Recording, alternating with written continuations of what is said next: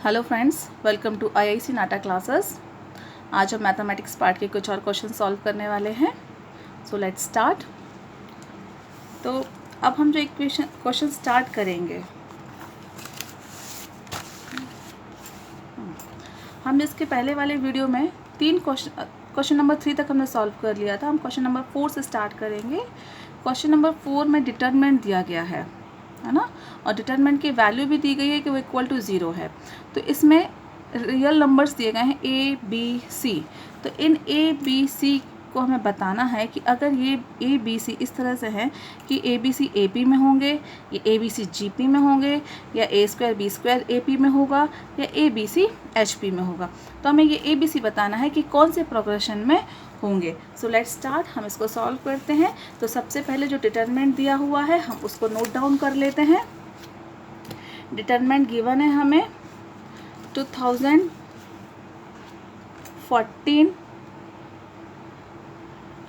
2015, 2013 plus A inverse, यहाँ पे 2015, 2016, 2013 plus B inverse, यहाँ पे दिया गया है 2016, 2017, 2013 plus C inverse is equal to 0।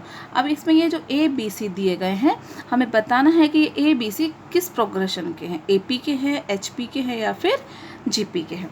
ठीक है, तो फ्रेंड्स हम यहाँ पे 2013 हमारे पास देखिए पूरे में कॉमन है ना, तो हम पूरे में से कॉमन निकाल सकते हैं। लेकिन जब हम मैट्रिक्स में कॉमन निकालते हैं, अगर हम सिर्फ एक वैल्यू निकालेंगे तो वो मल्टीप्लिकेशन में आएगी, और अगर हमें पूरा का पूरा निकालना है तो हमें पूरा एडिशन मैट्रिक्स में इसको निकालना पड़ेगा। दैट मीन्स हमें अगर यहाँ से 2013 यहाँ से हम पूरे में से ले लेते हैं, तो यहाँ से 2013 लिया, यहाँ से भी हमने 2013 लिया, और यहाँ से भी हमने 2013 लिया।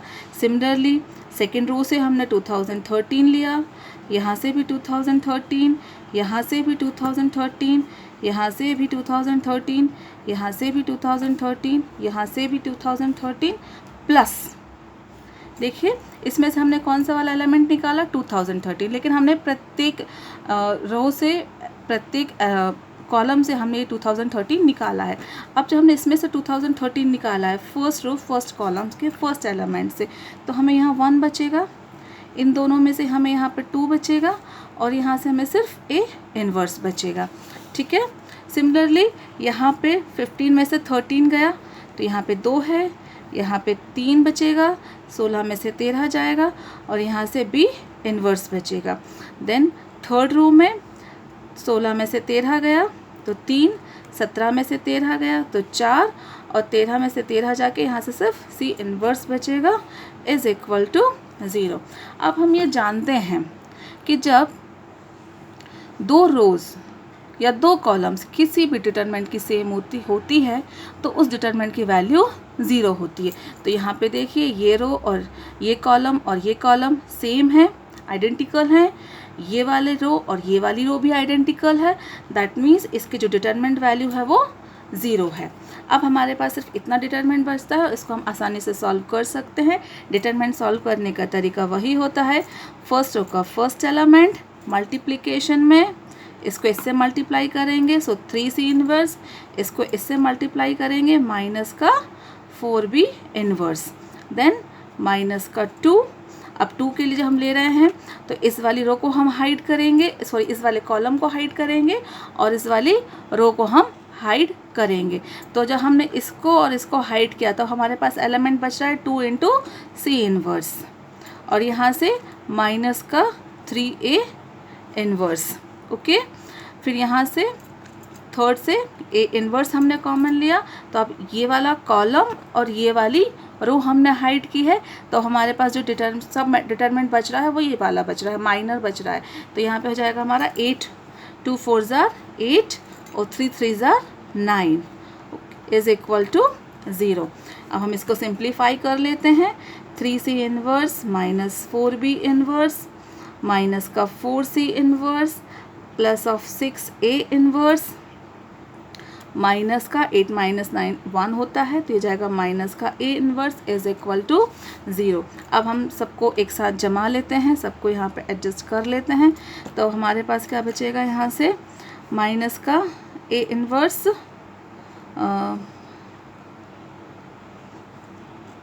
सॉरी यहाँ पे देखिए ये वाला एलिमेंट थोड़ा सा हमारा यहाँ होगा हमारा 2C inverse minus 3B inverse.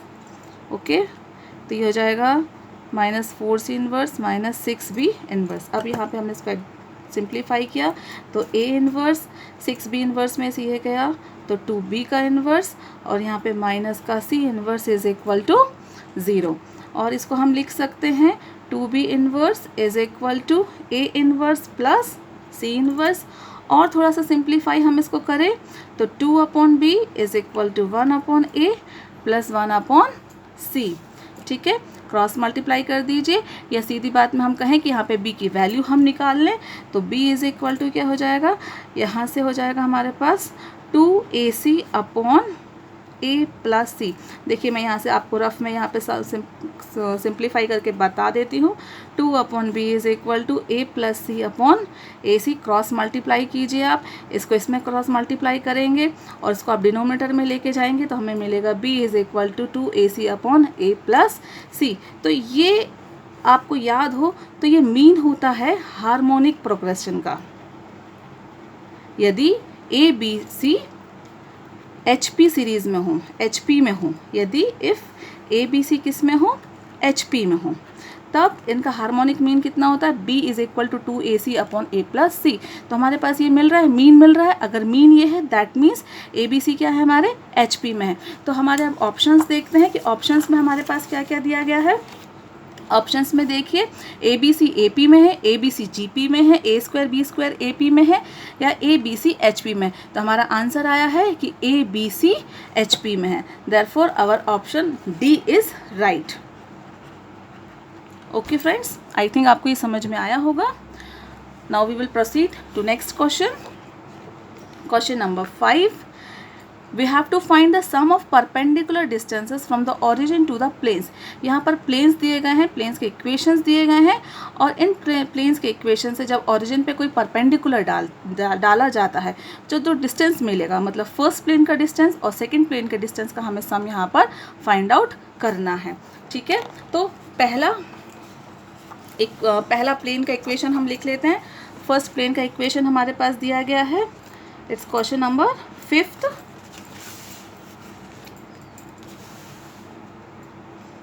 12x minus 3y plus 4z plus 26 is equal to 0।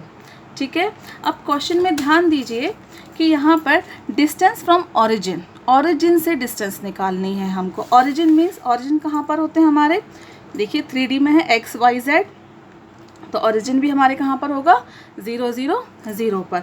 तो D1 डिस्टेंस को हम डिनोट करेंगे D1, पहले वाले प्लेन की डिस्टेंस को हमने D1 डिनोट किया है। So here we will get it D1 is equal to, देखिए जब ऑरिजिन से फॉर्मूला तो होता है 12 इंटू 0 तो 0 हो जाएगा, 3 इंटू 0 0 हो जाएगा, 4 इंटू 0 0 हो जाएगा, प्लस 26। तो सारे जीरो ना लिख के हम डायरेक्ट यहाँ लिख सकते हैं ऑरिजिन। जब अगर दिया गया हो कि हमें ऑरिजिन से फाइंड करना है तो हम एक्स वाई कोऑर्डिनेट्स को मल्टीप्लाई करने में यहाँ पे टाइम वेस्ट नहीं करेंगे, क्योंकि हमें पता है कि ये 0 ही होगा। सो जो हमारा 26 बच रहा है कांस्टेंट वैल्यू, हम उसको रखेंगे upon under root of X का coefficient ax plus B Y plus C plus Z, आपको याद होगा इक्वेशन, उसी इक्वेशन का a यहाँ पर है 12 का स्क्वायर प्लस माइनस 3 का स्क्वायर प्लस 4 का स्क्वायर। तो यहाँ पे हमको मिलेगा 26 upon 144 plus 9 plus 25, that will be equal to 26 upon 169, that is 26 upon 13 2। So D1 की वैल्यू हमको 2 मिली है। ओके फ्रेंड्स, अब सेकेंड प्लेन का जो इक्वेशन दिया गया है वो दिया गया है 2x minus 4y plus 4z plus 18 is equal to 0। Same process हम यहाँ अप्लाई करेंगे, क्योंकि यहाँ पे हमें जो डिस्टेंस निकालनी है वो 0 0 ऑरिजिन से निकालनी है, मूल बिंदु से निकालनी है। तो यहाँ पर D2 डिस्टेंस, जो इसके डिस्टेंस को हमने D2 का नाम दिया हुआ है, D2 यहाँ पर भी सेम है, 0 0 से है, तो इन सब का मल्टीप्लिकेशन नहीं लिखेंगे, हम डायरेक्ट यहाँ पे लिख देंगे 18 अपॉन रूट ऑफ 2 का स्क्वायर प्लस माइनस 4 का स्क्वायर प्लस 4 का square. So we will get here 18 upon 4 plus 16 that is equal to 18 upon root of 36, 18 upon 6. So D2 is equal to 3. Okay. Next D1 निकल आया, D2 निकल आया, लेकिन हमारे पास question क्या था? क्वेश्चन था सम ऑफ परपेंडिकुलर डिस्टेंसेस. तो परपेंडिकुलर डिस्टेंसेस हमने इस प्लेन की भी निकाल ली है और इस प्लेन की भी निकाल ली है. अब हम उनको प्लस करना है. दैट मीन्स हमको D1 प्लस D2 करना है. तो D1 here is D1 plus D2. So we will get here 2 plus 3 is equal to 5. So our answer is 5. Let us see ये ऑप्शन में है या नहीं. So here value is option A is 5. So our answer is option A. Option A is our answer. Hope ये भी आपको समझ में आया होगा. अब नेक्स्ट क्वेश्चन की तरफ हम प्रोसीड करते हैं.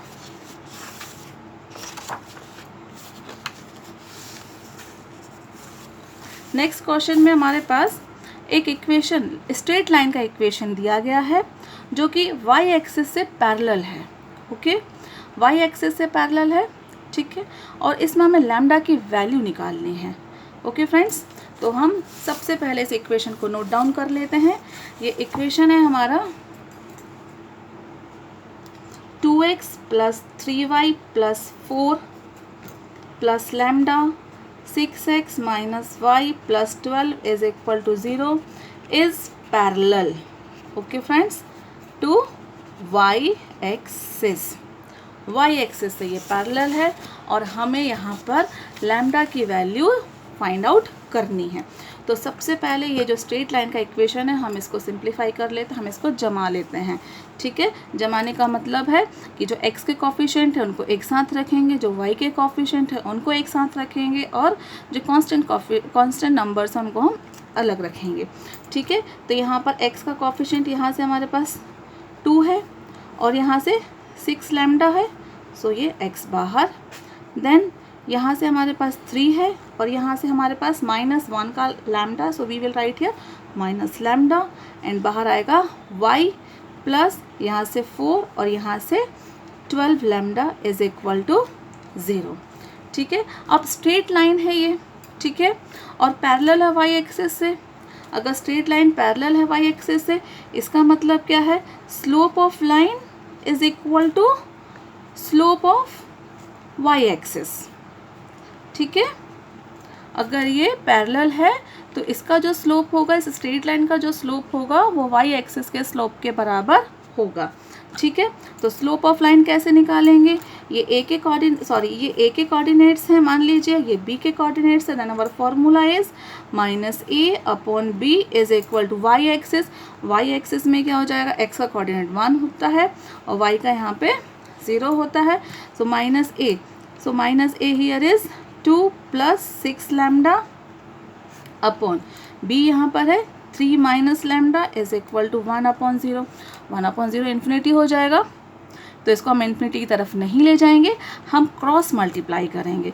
क्रॉस मल्टीप्लाई करने पर हमें मिलेगा 3 minus lambda is equal to 0. ये इम्प्लाई करेगा कि लैम्डा इज इक्वल टू 3. तो हमें लैम्डा की जो वैल्यू मिली है वो 3 मिली है. तो हम देखते हैं कि हमारे ऑप्शन में ये वैल्यू है या नहीं. देखिए यहाँ पर जो सी ऑप्शन है लैम्डा इज इक्वल टू 3, इसमें ये दिया गया है. So our answer is option number C. Option number C is our answer. Okay friends, हम नेक्स्ट क्वेश्चन की ओर प्रोसीड करते हैं. ये इंटीग्रल का क्वेश्चन है. ये आई थिंक ये सबसे ईजीएस्ट क्वेश्चन होगा और इसको 2 तरीके से हम सॉल्व कर सकते हैं. एक तो हम fx फंक्शन ले लें.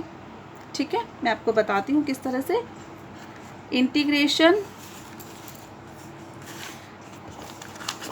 Of x square sine x plus X cube dx with respect to -π/4 और π/4. देखिए, एक मेथड तो ये होता है कि पूरे फंक्शन को हम fx मान लें.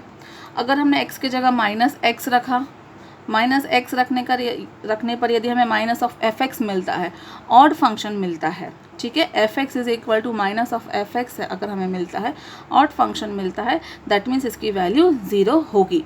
ये विदाउट पेपर पेन हम इसको सॉल्व कर देंगे यहाँ पर, कि हमें पेपर पेन रखने की ज़रूरत नहीं है। देखिए एक्स स्क्वायर की जगह हमने माइनस एक्स रखा तो एक्स स्क्वायर ही मिलेगा, लेकिन साइन एक्स में जब हमने साइन माइनस एक्स रखा तो we know that sine minus theta is equal to minus sine theta, तो यहाँ पर माइनस आ जाएगा। और एक्स क्यूब में जब आप माइनस रखोगे तो आपको माइनस मिलेगा, तो यहाँ भी माइनस है, यहाँ भी माइनस है, आप कॉमन लोगे। देखिए यहाँ पर ये होगा x square sine minus x minus का एक्स क्यूब, ठीक है। ये वाला माइनस जब आप यहाँ पे ले लोगे तो यहाँ माइनस आएगा, यहाँ पे प्लस आ जाएगा, तो ये क्या हो जाएगा, आप माइनस कॉमन ले लोगे तो आपको मिलेगा x square sine x plus X cube. आपने इस पूरे को एफ एक्स माना था तो ये हमें मिला minus of f x is equal to minus of f x. जब ये कंडीशन मिलती है मतलब ये हमें क्या मिल रहा है, ऑड फंक्शन मिल रहा है। जब ऑड फंक्शन होता है तो इसकी इंटीग्रल की वैल्यू क्या होती है, 0 होती है, ठीक है फ्रेंड्स। तो यहाँ पे यदि हम पेपर पेन का यूज़ भी नहीं करते तो हम इसको सॉल्व कर सकते थे, लेकिन यदि मान लीजिए हमें ये आइडेंटिटी याद नहीं आ रही है, ये प्रॉपर्टी हमें याद नहीं आ रही है और हमें सिंपल इंटीग्रेशन याद आ रहा है करने के लिए, तो उसको भी हम शॉर्ट फॉर्म में सॉल्व कर सकते हैं। इस मेथड को हम यहीं छोड़ देते हैं, ठीक है। यहाँ पे ये फर्स्ट फंक्शन है, ये सेकंड फंक्शन है, ठीक है। हम इसी तरह से जब हमारे पास इंटीग्रल में 2 फंक्शंस होते हैं तो हम इसी फर्स्ट और सेकंड फंक्शन मान के ही इसको इंटीग्रेट करते हैं। फर्स्ट फंक्शन हम हमेशा ऐसा फंक्शन लेते हैं, वेरिएबल को लेते हैं, क्योंकि वेरिएबल जो होता है वो डिफ्रेंशिएट होने पर 0 तक चला जाता है। और जो सेकेंड फंक्शन होता है वो हमारा साइन एक्स हो सकता है, कॉस एक्स हो सकता है, e की पावर ए एक्स हो सकता है, ठीक है। तो फर्स्ट फंक्शन को हम डिफ्रेंशिएट करते हैं, सेकेंड फंक्शन को हम इंटीग्रेट करते हैं। फर्स्ट फंक्शन क्या है हमारा, एक्स स्क्वायर को डिफ्रेंशिएट करेंगे तो क्या मिलेगा, 2x को और डिफ्रेंशिएट करेंगे तो 2 और डिफ्रेंशिएट करेंगे तो 0।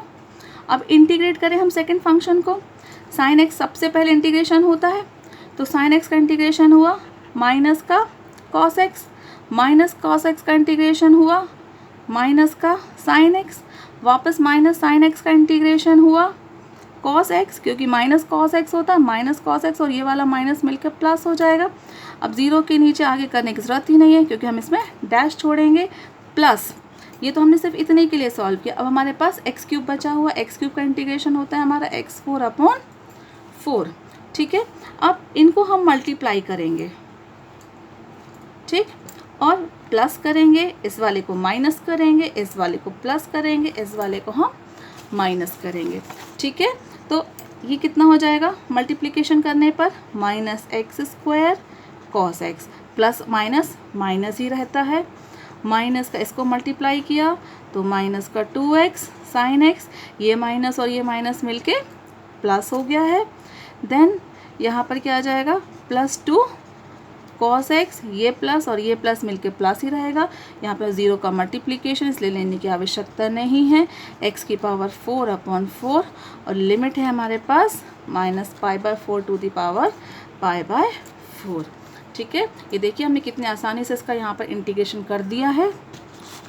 यहाँ पे जब हम लिमिट्स पुटअप करेंगे, लिमिट्स पुटअप करने के लिए भी अब ज़्यादा पेन पेपर की ज़रूरत नहीं पड़ेगी, हम चाहें तो यहीं के यहीं इसको सॉल्व कर सकते हैं। देखिए कैसे सॉल्व करते हैं, माइनस का एक्स स्क्वायर मतलब -π/4 का स्क्वायर कॉस π/4, ये अपर लिमिट हमने पुटअप कर दी है, ठीक है। अब इसी टर्म में हम लोअर लिमिट पुटअप करेंगे, तो लोअर लिमिट पुटअप करने के लिए हम माइनस लगाते हैं, ठीक है। हम चाहे तो एक काम करते हैं, ये वाला माइनस हम कॉमन ले लेते हैं इस टर्म में से। अब हमारे पास ये माइनस है ना, upper limit minus lower limit put up करनी है, तो -π/4 का whole square, then cos of -π/4, इसको ब्रैकेट बंद कर दीजिए क्योंकि ये ब्रैकेट हमने इस माइनस के लिए लगाया है। सेकेंड टर्म में हम जाते हैं 2π/4 साइन π/4, ठीक है। फिर minus 2 minus pi by 4 sine minus pi by 4। इसमें हमने अपर लिमिट भी लगा दी और लोअर लिमिट भी। नेक्स्ट टर्म में plus 2 cos pi by 4 minus 2 cos minus pi by 4 plus, इसमें भी हम इसी तरह से रखेंगे पाई बाई 4 का whole power 4 minus minus pi by 4 का होल पावर 4 अपॉन 4। देखिए यहाँ पर ये cos minus theta is equal to cos theta. ठीक है, तो अगर ये कॉस थीटा हो गया दैट मीन्स ये वाली वैल्यू क्या होगी हमारी, पॉजिटिव हो जाएगी। पॉजिटिव हो गई और ये माइनस और ये माइनस मिलके क्या हो जाएंगे यहाँ पर, देखिए कॉस माइनस थीटा। अब ये माइनस और ये माइनस तो यहाँ मिलेगा नहीं क्योंकि इसमें तो स्क्वायर लगा हुआ है, दैट मीन्स ये वैल्यू क्या हो जाएगी हमारी, पॉजिटिव हो जाएगी। अब देखिए पाई बाई 4 का whole square cos pi by 4 और यहाँ मिलेगा माइनस, ये प्लस हो चुका है, पाई बाई 4 का होल स्क्वायर पहले टर्म की जैसा ही, और कॉस पाई बाई 4 मतलब ये सेम टर्म हो गए, ये प्लस में है और ये माइनस में है, ये कैंसिल हो गया। सिमिलरली यहाँ देखिए ये वाला माइनस और ये वाला माइनस होके मिल गया क्या, प्लस, और साइन माइनस थीटा कितना होता है, माइनस साइन थीटा, तो इसका माइनस इसमें जब मिलेगा तो मिलके क्या बन गया, माइनस। तो ये प्लस का है, ये पॉजिटिव है और ये नेगेटिव है, तो ये और ये कैंसिल हो गए हैं। यहाँ पर देखिए नेक्स्ट टर्म में cos pi by 4 cos minus theta cos theta होता है, मतलब ये किस में चला जाएगा, ये प्लस में चला जाएगा।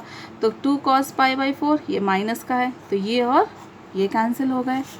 यहाँ पे देखिए इवन पावर है तो ये माइनस प्लस में हो जाएगा, तो अब ये पॉजिटिव और ये नेगेटिव, ये सारे टर्म्स कैंसिल हो गए हैं, तो इसकी वैल्यू हमें क्या मिल रही है, 0।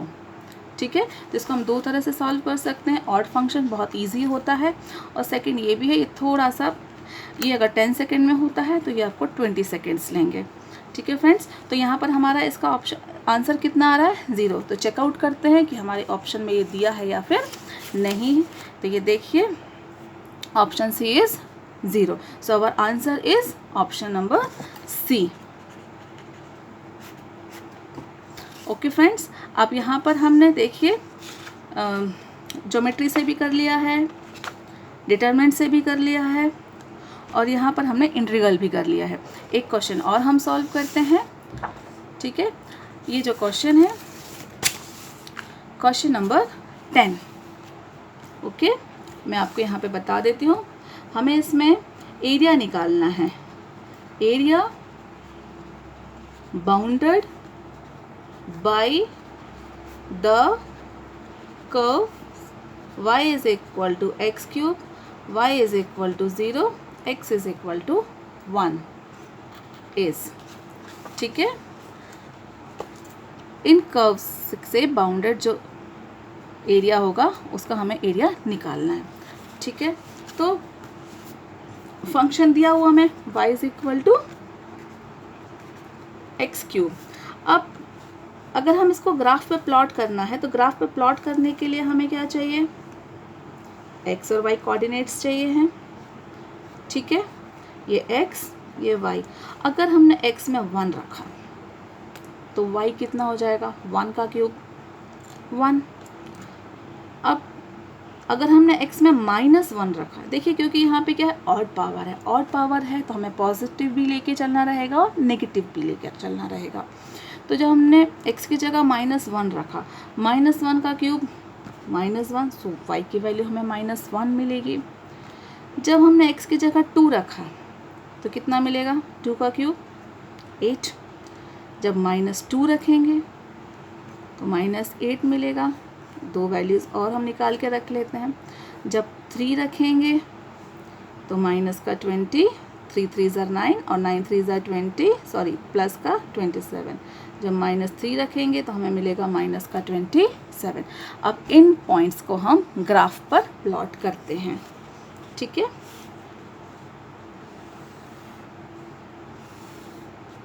ये हमारे हैं 0 0 कोऑर्डिनेट्स, ये 1 2 3 4 5 6 7, 8 and so on. 1, 2, 3, 4, 5, 6, 7, 8.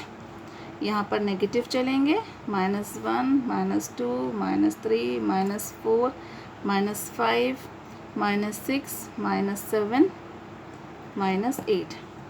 इस तरफ -1, -2, -3, -4, -5, -6, -7 और ये -8. ठीक है, देखिए जब x 1 है तो y 1 है, मतलब ये x एक्सिस है हमारा और ये हमारा y एक्सिस है. ठीक है, जब x 1 है y 1 है, मतलब पॉइंट यहाँ कहीं होगा. जब x -1 है तो y भी -1 है, मतलब यहाँ कहीं होगा. जब x 2 है और y 8 है, मतलब यहाँ कहीं होगा. और जब -2 है तो -8 है, -2 ये है और -8 ये है. इसी तरह से जब 3 और यहाँ पे 3 रहेगा और 27 यहाँ कहीं रहेगा, यहाँ पे -3 रहेगा और 27 यहाँ कहीं रहेगा. सिमिलरली ऐसे पॉइंट्स और बढ़ते जाएंगे. अब जब हम इनको ज्वाइन करें इन पॉइंट्स को,